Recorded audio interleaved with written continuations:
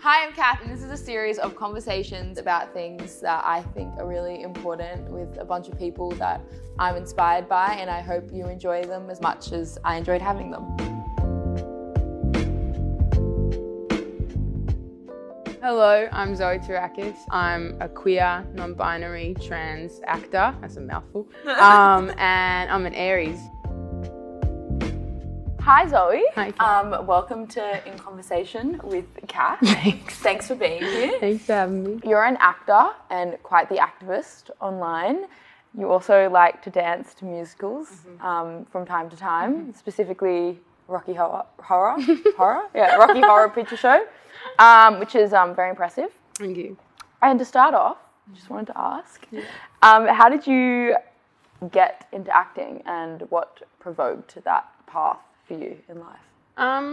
Well, I always wanted to do it, like since I was little, but also never saw people that looked like me on TV. And I was like, okay, well, this is not an option. So I thought I maybe wanted to do directing or visual arts or something, and then kind of was doing drama in school, and then an acting teacher kind of pulled me aside out of school, and I started doing classes, and then got my first agent.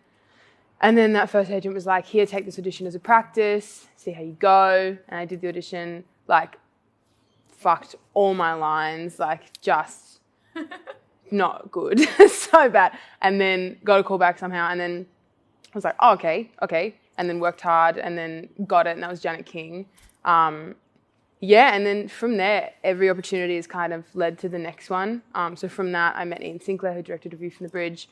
So yeah, it was like the best, mistake is the strong word, but of my life. Yeah. Like, it was a really happy accident to end up doing what I've always wanted to do, but in a way that kind of was by accident. As a queer, non-binary individual, have you ever felt that impact your journey as an actor? Do you find yourself kind of moving in the space differently because of that, or not at all? It doesn't really intersect? Yeah, it's certainly a decision. There's been two decisions. I feel like coming out as gay and then coming out as non-binary, there's been kind of two terrifying moments. Yeah. And when I was like 16, I wasn't sure. I was like, oh, I don't know what to do. And then I got a bit of flack from a couple of people just being like, keep it quiet. It'll affect things. And I was kind of, okay, and I didn't say anything for a while. And then Kate Box, who played my partner in Wentworth, I was put in touch with her, and she kind of, in other words, said, you know, you have me to call because I did it, and you want to be that person for other people. And I was like, oh my God. And that was like the game changer conversation where I was like, of course I want to be that person for other people. And it's hard for me because I have fuck all people to look up to who have done it before me, you know, like in this country at least. And so even though I've definitely felt the effects of it, not in theatre, but in screen, like I haven't played a straight role on screen since I came out. But I don't really mind. I'm like, that's okay. I love gay people and I love playing them. So it's not me. Yeah. But yeah, there's definitely been ramifications, but also it's bigger than me. Yeah. And it's about doing it so the next person doesn't have those implications. And also, if I'm finding it hard, like imagine what happened before, you know, like where it was so detrimental to your career and your personal life and your safety.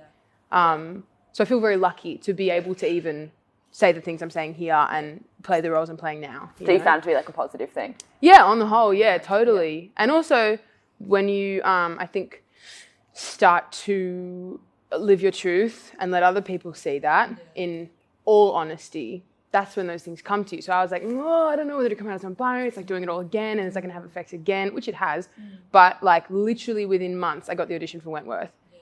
So I think the universe thanks you for being truthful in kind of miraculous, mysterious ways. Yeah. Do you think it's helped you with your art,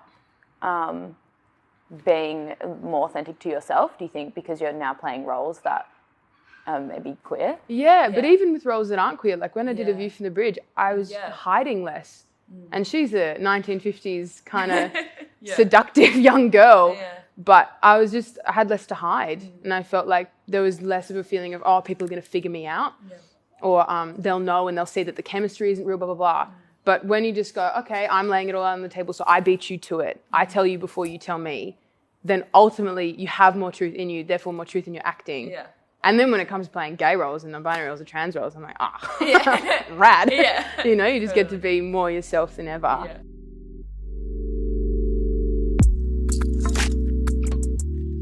Obviously, you're on Wentworth, and that role is trans male. And I was just wondering what your experience has been like playing that role. It's incredible. Like, I feel so fortunate to be able to tell that story, and it's been the greatest kind of joy of my life being on that set. But the pressure is enormous by the same token, and feeling the weight of a whole community on your shoulders and wanting to represent that community so accurately, but also only being one person with one experience. And so I kind of from the get-go just been like, okay, if I tell my story and my experience, I can't be wrong because it's mine and it's true to me. And so that's kind of the approach I'll continue to take, I suppose, because it feels accurate without feeling so enormous and daunting. But yeah, playing that role has taught me so much about myself. And that's also why I think it's really so important for trans people to play trans roles, because it just means more. Like, Reb has taught me more about myself than any other role. Yeah. And I feel like I've got to explore parts of my own gender and identity and just me as a person and how I relate to other people through him in such a brilliant way. So it's been the greatest joy, and I'm so excited to keep going. Yeah, totally. From your own experiences, what is your opinion on representation in the media? Do you believe that we are making steps towards better representing, or do you think we have like a really long way to go? What's kind of your... I think the face of a show or of a production of anything is so important. Like having trans people playing trans roles, having trans people of colour and trans women of colour at the forefront at all times.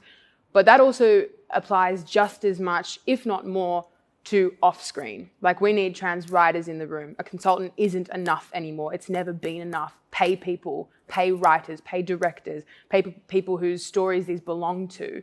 And who will be able to tell it better than a cis person, because they just will, because they've lived it. And train people up. If there's not that many, then pay someone, train them. Trans directors, trans crew, trans hair and makeup, people of colour in hair and makeup who know how to work with different skin and different hair.